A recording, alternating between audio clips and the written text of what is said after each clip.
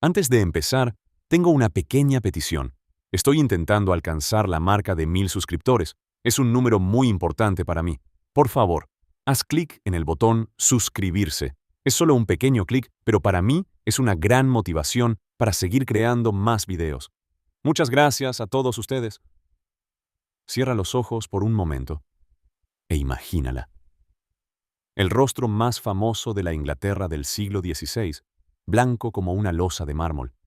Las mejillas espolvoreadas, música, con polvo pálido. Los labios teñidos de un rojo sangre intenso. Una peluca roja, fuego, sujeta sobre un cuello alto y áspero. Su encaje blanco tan perfectamente presionado que podría haber sido cortado de papel. Cada embajador que entraba en su cámara de presencia en Whitehall describía la misma imagen. Una mujer que parecía menos una persona y más un monumento viviente. Ahora abre los ojos y mira más de cerca. Debajo del polvo, la piel está marcada por pequeñas cicatrices que ha pasado 30 años intentando enterrar.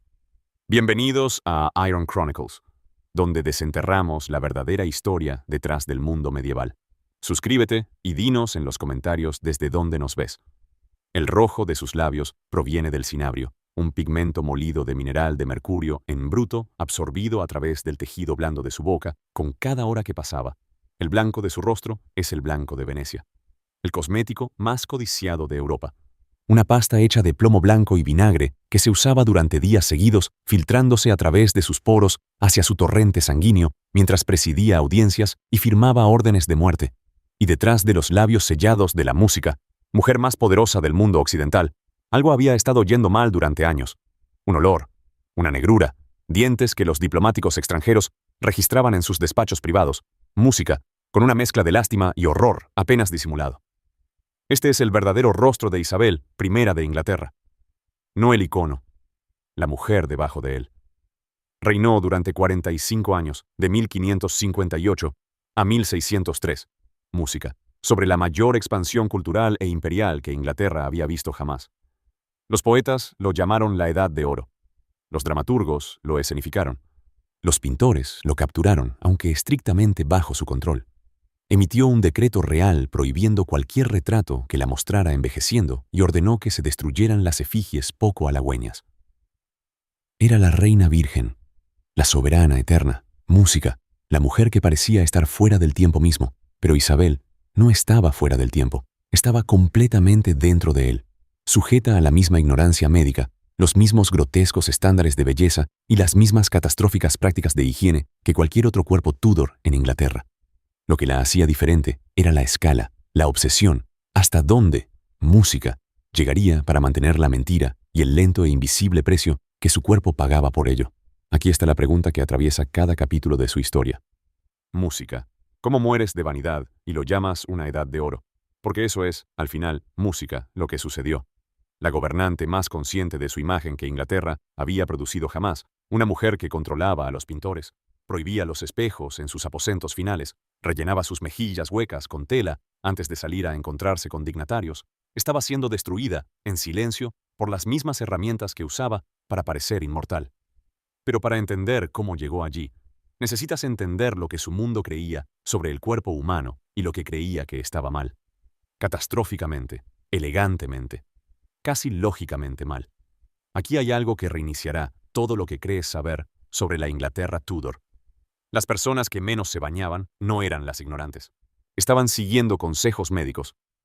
En 1539, el médico Thomas Moulton publicó un manual de salud muy leído en el que advertía a sus lectores, música, en un lenguaje claro y urgente, que bañarse en agua tibia era peligroso. El agua caliente abría los poros de la piel, escribió, y a través de esos poros abiertos entraba el miasma, mal aire, vapor envenenado, la fuerza invisible que se creía que, música, transportaba la plaga, la fiebre y la podredumbre. Quitarse la ropa y sumergirse en una bañera de agua caliente no era relajación, era una invitación abierta a la enfermedad. Esto no era un pensamiento marginal. Música era el consenso médico del siglo XVI, compartido por médicos de toda Europa. El cuerpo se entendía como un sistema sellado, música, que necesitaba permanecer sellado. El calor era el enemigo de ese sello. Música. Una persona que se bañaba a menudo era, según la lógica de la época, una persona que había decidido buscar la enfermedad.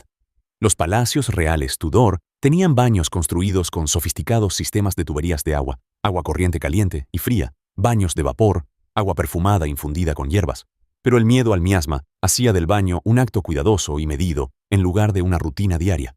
Entonces, ¿cómo se mantenía la gente? Música, limpia, a través del lino. La ropa interior era el caballo de batalla de la higiene Tudor. La ropa interior de lino blanco se usaba directamente, música, contra la piel, diseñada para absorber el sudor y los aceites, y se lavaba con frecuencia con jabón y agua. Cambiadas a diario en la corte, estas prendas interiores hacían la mayor parte del música, trabajo que una ducha hace por ti hoy. La lógica era elegante a su manera. Lavar la tela que tocaba el cuerpo, música, era más seguro que lavar el cuerpo mismo. La historiadora Ruth Goodman probó este método directamente y descubrió que el cambio regular de lino limpio prevenía, música, el olor corporal de manera efectiva, a veces más efectivamente que bañarse sin ropa limpia. Así que cuando lees que Isabel se bañaba con poca frecuencia, lo estás leyendo, música, mal. Según los estándares Tudor, estaba limpia. Según los estándares Tudor, la mayor parte de lo que hacía tenía sentido. Lo que no tenía sentido, lo que nadie entendía todavía, era el azúcar. El azúcar había llegado a Europa con los cruzados desde finales del siglo XI, pero solo se volvió ampliamente disponible para la élite inglesa en el siglo XVI a medida que se expandía el comercio colonial y era lo suficientemente caro como para ser un música, símbolo de estatus. Solo los ricos podían permitírselo regularmente. Fuentes contemporáneas lo comparaban con perlas y otras especias de lujo. A Isabel le encantaba. Dulces, música, frutas confitadas, mazapán, violetas azucaradas, estaban entre música, sus favoritas documentadas. Las guardaba cerca, las comía con frecuencia, y música las consideraba un placer apropiado a su rango. Nadie le dijo que estaban destruyendo su boca, porque nadie lo sabía. La caries dental se entendía como una desgracia, no como una consecuencia. Y los intentos, música, de tratarla, las pastas, los enjuagues, los paños dentales cuidadosamente aplicados, estaban a punto de empeorar considerablemente las cosas. Hay un momento en 1597, música, que el embajador francés André Jurol Sure de Mas registró en su diario privado después de una audiencia con la reina de Inglaterra. Escribió que su rostro estaba muy envejecido, música, largo y delgado, y que sus dientes estaban muy amarillos y desiguales. En el lado izquierdo, señaló, música, había menos que en el derecho. Estaba siendo diplomático. Otros relatos eran música, menos amables. El viajero alemán Paul Hensner, visitando la corte inglesa por la misma época, describió sus dientes como negros y añadió una nota que resonaría a lo largo de los siglos. Esto, comentó, parecía ser un defecto al que los ingleses estaban particularmente sujetos debido a su uso intensivo de azúcar. No se equivocaba del todo sobre la tendencia nacional, pero la reina la había marcado. Isabel se cepillaba los dientes, eso lo sabemos. Usaba cepillos humedecidos con una mezcla de vino blanco, vinagre y miel para limpiar su boca, y recibió numerosos palillos, música, como regalos. También tenía médicos que, ante la evidencia de su aliento deteriorado, ofrecieron su mejor consejo. Come, música, más cosas dulces para endulzar el olor. El círculo se cerró sobre sí mismo. Más azúcar para enmascarar el daño del azúcar. Más pasta, música, para eliminar las manchas que la pasta había ayudado a crear. Los médicos Tudor no eran conscientes de que las mismas sustancias que recomendaban, ácidos como el vinagre y el vino, edulcorantes como la miel, se encontraban entre los mayores aceleradores de la música caries dental. Estaban tratando de ayudar. Lo estaban empeorando con cada aplicación. Música. A sus 60 años, la boca de Isabel se había convertido en una de las más documentadas en la historia diplomática. Su aliento era tan fétido en sus últimos años que, según se informa, se tapaba la boca con tela perfumada antes de reunirse con visitantes importantes, tratando de amortiguar el olor de sus dientes en descomposición. Para las apariciones públicas se rellenaba las mejillas huecas con algodón, música, para mantener la ilusión de un rostro más lleno, el rostro que aparecía en los retratos, el rostro que aún se manejaba, música, y controlaba cuidadosamente incluso cuando la realidad detrás de él colapsaba. Aquí está la ironía más aguda de su historia, y corta profundamente. Los campesinos ingleses, que no podían permitirse el azúcar, comían música, verduras frescas y pan rústico. Sus dientes, en comparación, estaban mucho más sanos. La boca negra y en descomposición, música, No era una marca de pobreza, era una marca de riqueza. Y cuando los dientes de Isabel se oscurecieron, sus cortesanos lo admiraron. Los dientes negros se convirtieron en una tendencia de moda. Aquellos que no podían permitirse suficiente azúcar para ennegrecer sus propios dientes usaban hollín para replicar el aspecto. La mujer más poderosa de Inglaterra se pudría de adentro hacia afuera, y Inglaterra tomaba nota e intentaba copiarla. Pero los dientes no eran lo peor. Lo que Isabel se estaba haciendo en la cara, lo que se había estado haciendo en la cara durante décadas, era algo considerablemente más oscuro. Comenzó con la viruela. En octubre de 1562, Isabel cayó gravemente enferma en Hampton Court. En pocos días, estaba demasiado débil para música hablar. Sus consejeros comenzaron a prepararse para lo peor. La enfermedad que la había infectado era la viruela, que en ese momento mataba aproximadamente al 30% de los que alcanzaba. Isabel sobrevivió, pero la supervivencia tuvo un precio. Cicatrices picadas en su rostro que nunca se suavizarían por completo. Fue entonces, después de esa enfermedad, que recurrió, música, al blanco de Venecia. El blanco de Venecia era una mezcla de plomo blanco, vinagre y agua, el cosmético para la piel más caro y codiciado de la Europa del siglo XVI. Aplicado como una pasta, se secaba hasta obtener un acabado blanco porcelana suave que podía cubrir imperfecciones, cicatrices y el avance de la edad con igual eficiencia. Era favorecido por la aristocracia europea, y la piel blanca pálida se había entendido durante mucho tiempo como un marcador de nobleza, prueba de que no se trabajaba bajo el sol. Cada mañana, las damas de Isabel se lo aplicaban en el rostro y el cuello. Cada día presidía con él. A veces, llevaba la misma aplicación hasta una semana antes de que se la retiraran. Cuando se la quitaba, el limpiador utilizado era una mezcla de cáscaras de huevo, alumbre y mercurio. Plomo entrando, mercurio saliendo día tras día, año tras año, durante casi 4 décadas. La intoxicación por plomo causa daño a la piel, pérdida de cabello y deterioro de órganos con el tiempo. A medida que el blanco de Venecia corroía gradualmente la superficie de la piel de Isabel, creaba las mismas imperfecciones que intentaba cubrir. La respuesta fue más capas de blanco. En sus últimos años, los relatos describen que llevaba maquillaje, supuestamente música, de 1 centímetro de grosor. La máscara se había vuelto portante. Quítala y lo que quedaba era irreconocible.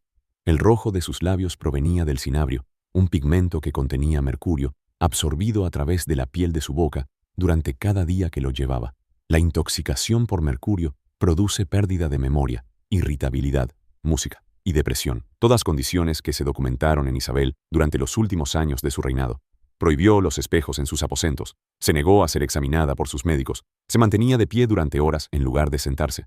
Según se informa, temía que si se permitía descansar, podría no levantarse de nuevo. Esta no era la reina de la Edad de Oro. Música. Era una mujer consumida por algo que ella misma había construido, una imagen tan completa, tan cuidadosamente mantenida, que desmantelarla se sentía como la muerte. Y a su alrededor, una corte que reflejaba sus elecciones. Damas pintando música, sus rostros de blanco, con la misma pasta de plomo. Nobles blanqueando su piel. La moda extendiéndose desde el trono hacia una nación de personas que se decoraban con veneno. El blanco de Venecia fue reclasificado oficialmente como veneno 31 años después de su muerte. 31 años. Música, demasiado tarde para ayudar a Isabel. En el invierno de 1603, Isabel la Fur dejó de comer. Música. Ya había perdido a la mayoría de las mujeres que la habían cuidado desde la infancia. Damas de compañía que habían estado con ella durante 40, 50 años. Mujeres que la habían lavado, vestido, conocido su rostro sin la máscara. Morían a su alrededor. Cuando su compañera más cercana, Catalina, condesa de Nottingham, murió en febrero de música ese año, el declive de Isabel se aceleró drásticamente. Rechazó la comida, rechazó el sueño, rechazó a sus médicos. Se negó a ser bañada y lavada, se negó a dejar que los médicos la examinaran. Durante semanas, los relatos describen cómo permanecía de pie en sus aposentos del Palacio de Richmond, en silencio, inmóvil durante largos ratos, mirando a la nada. Se dice que fue atormentada por visiones de su propio cuerpo frágil, un doble fantasmal que no podía dejar de ver. Había pasado 45 años construyendo una imagen de sí misma como eterna, intocable, más allá del alcance de la edad y la biología. Había ordenado destruir pinturas, controlado cada retrato, prohibido efigies poco halagadoras a la vista del público. Había rellenado sus mejillas, música, con tela, cubierto su rostro con plomo, rellenado su boca con lino perfumado, música, y se había mantenido de pie durante horas en apariciones públicas en lugar de revelar la debilidad de sentarse. La imagen había aguantado, el cuerpo debajo de ella, no. El 24 de marzo de 1603, Isabel murió. Tenía 69 años, una edad notable para la época, hecha aún más notable por música, lo que su cuerpo había soportado en silencio. La mayoría de los historiadores médicos señalan la neumonía como la causa probable de su muerte, aunque el envenenamiento acumulado por plomo y mercurio se considera ampliamente como factores contribuyentes. Ahora, esto es lo que se desprende de esto, y es más extraño que cualquiera de los detalles que vinieron antes. La higiene de Isabel no era inusual para su tiempo. La lógica detrás de evitar baños frecuentes era médicamente coherente dentro del pensamiento del siglo XVI. El uso era a la moda. El azúcar era un símbolo de estatus. Su corte estaba obsesionada con eliminar los malos olores. Los suelos se barrían, la ropa de cama se fumigaba con macetas de hierbas. El aire se purificaba con humo. Para los estándares de la Inglaterra Tudor, el palacio de Isabel la Fur era un modelo de limpieza. Lo que la destruyó no fue la ignorancia en el sentido burdo. Fue la colisión de una ciencia incompleta, música, estándares de belleza imposibles y el peso específico de ser una gobernante femenina en un mundo que escrutaba cada cana y cada mejilla hundida como evidencia de debilidad. No se desmoronó porque fuera descuidada. Se desmoronó porque las herramientas que usó para parecer invulnerable la estaban devorando viva. Cada mañana que te miras en un espejo, cada producto al que música recurres sin leer la etiqueta, cada estándar de apariencia que te impones sin cuestionar de dónde proviene, Isabel está ahí. La primera pregunta siempre ha sido la misma. ¿Quién decidió que esto era hermoso? Música. ¿Y cuánto cuesta? Si esta historia te hizo ver la historia de manera diferente, hay 5 siglos más de costos ocultos esperando. Haz clic en suscribirte y los desenterraremos, música, juntos. Gracias por escuchar hasta el final de este video. Realmente valoro cada momento que pasaron aquí conmigo. En este momento, estamos en camino de alcanzar nuestro primer hito. 1000 suscriptores. Si mis historias les han tocado joteasea un poco, por favor, apóyenme haciendo clic en el botón suscribirse. Cada suscripción de ustedes es una gran motivación para que siga escribiendo y trayendo más historias valiosas.